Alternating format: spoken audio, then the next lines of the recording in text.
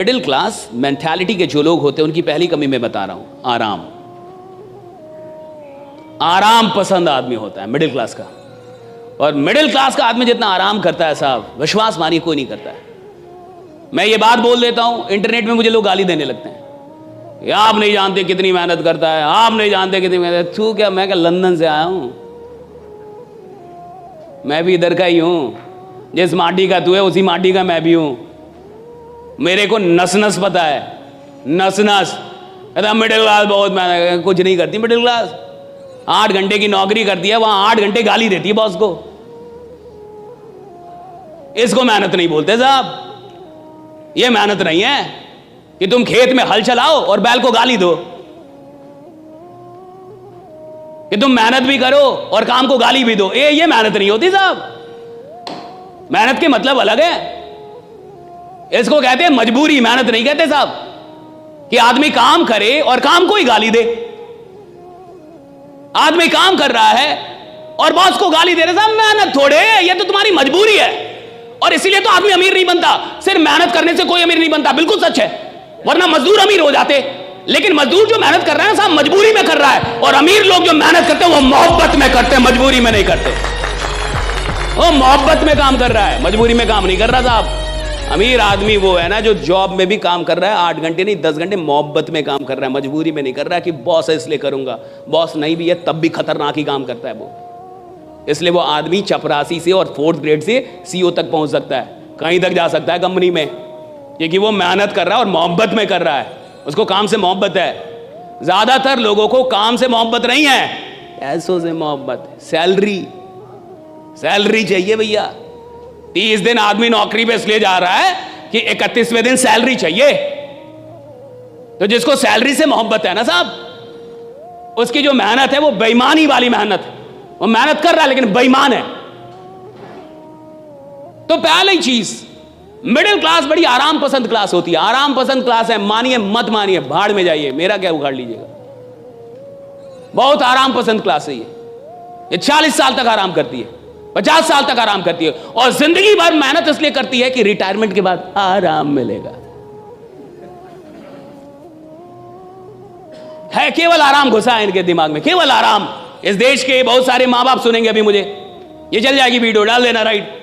बहुत सारे माँ बाप इस देश में, मिडिल क्लास का आदमी क्या चाहता है, सरकारी नौकरी हो जाए, बच्चे की सरकारी नौकरी हो जाए, बच्चे की सरकारी। और सरकारी नौकरी क्यों हो जाए? क्योंकि उसमें काम कम करना पड़ता है, कि मेरा बच्चा आराम से रहेगा, आराम से रहेगा, आराम से रहेगा।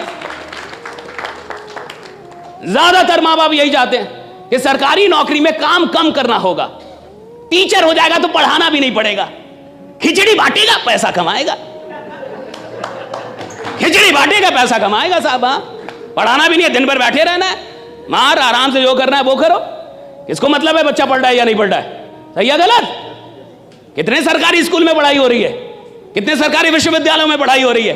विश्वविद्यालय में घास जमे हुए, कॉलेज में प्रोफेसर दिखता नहीं है, क्लास लेता नहीं है, और मुझे घंटा डर नहीं लगता ये सब बोलने में। कितने ईमानदार लोग हैं। और ये जितने भी लोग हैं जो नौकरियां कर रहे हैं या नौकरी की चाह रखते हैं, सरकारी नौकरी की, ये वही लोग हैं जिनको आराम से जीना है साहब, जिनको आराम से पैसा कमाना है साहब। और जिसको आराम से जीना, आराम से पैसा कमाना है, वो इतिहास बनाने के लायक ही नहीं है। जिसको आराम से नफरत है वो इतिहास बनाता है कि नफरत है मुझे आराम करने से, मेरे को आराम नहीं चाहिए, मेरे को काम दो। और देखिएगा बहुत ऐसे लोग होंगे जिनसे काम छीन लो, को बीमार पड़ जाएंगे। मैं अगर 10 दिन काम ना करूं मुझे बुखार हो जाता है।